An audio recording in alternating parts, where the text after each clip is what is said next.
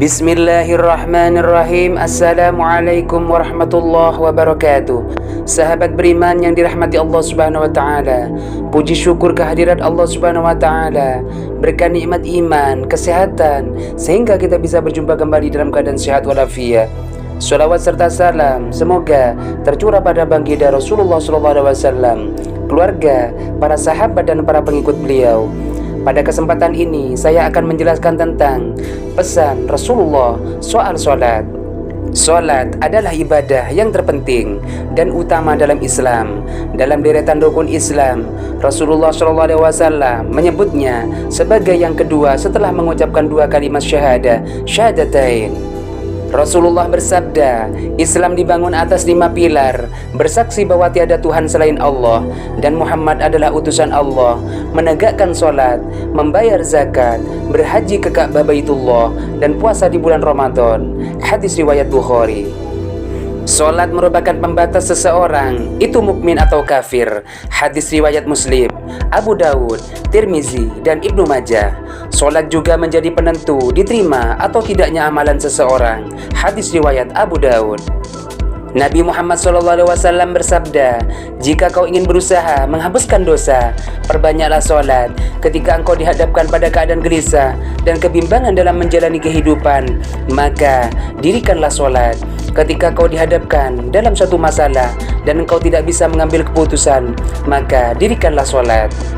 Sholat merupakan ibadah yang bisa menghapuskan dosa dan kesalahan manusia. Sholat pun bisa menghimpun pahala dan kebaikan yang tinggi. Melalui sholat, seseorang telah melaksanakan sesuatu yang sangat penting dalam kehidupannya. Sholat pun menjadi semacam syifa, penyembuh atas penyakit, pengobatan spiritual, dan juga bisa membebaskan beban-beban rohania, merasa terkucil, sedih, marah, depresi mental, dan berbagai macam tekanan-tekanan batin. Rasulullah SAW berulang kali menyampaikan bahwa sholat itu amat penting dan yang meninggalkannya dosa besar, dan dinyatakan bahwa sholat merupakan garis yang bisa memisahkan muslim dan kafir. Dan Rasulullah SAW menutup akhir hayatnya dengan wasiat terakhirnya, diantaranya dengan sholat, as-sholat, as-sholat, as-sholat, wa ma malakat aimanukum. Maknanya kurang lebih, aku titipkan sholat, jangan kau tinggalkan sholat, dan perhatikan orang-orang yang ekonominya lemah. Ini adalah sebuah teladan bagi kita ketika putra kita misalnya akan pindah atau pergi menuntut ilmu. Wasiatkanlah untuk senantiasa menjaga sholatnya. Bahkan ketika kita memilih pemimpin, yang paling penting juga diperhatikan adalah masalah sholatnya.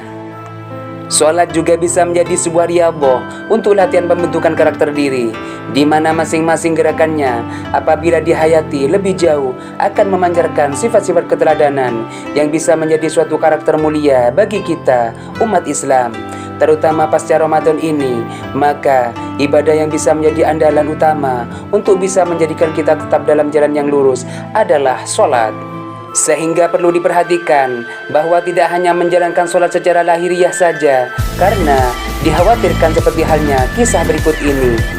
Istri Nabi Muhammad SAW, Siti Aisyah, pernah menceritakan kepada Nabi SAW adanya seorang wanita dusun yang rajin sholat wajib dan sholat sunnah, tak pernah meninggalkan puasa wajib dan sunnah, dan menunaikan ibadah haji yang tak cukup hanya sekali. Siti Aisyah merasa yakin tipe wanita seperti itu yang akan masuk surga.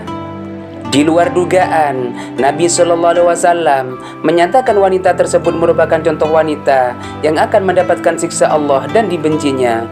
Aku tahu wanita itu memang rajin sholat, taat, menjalankan puasa, tak lepas dari zikir, berdoa tiada henti, dan melaksanakan ibadah haji.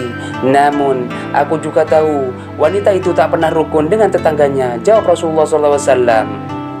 Demikian penjelasan singkat ini, semoga bermanfaat. Wassalamualaikum warahmatullahi wabarakatuh.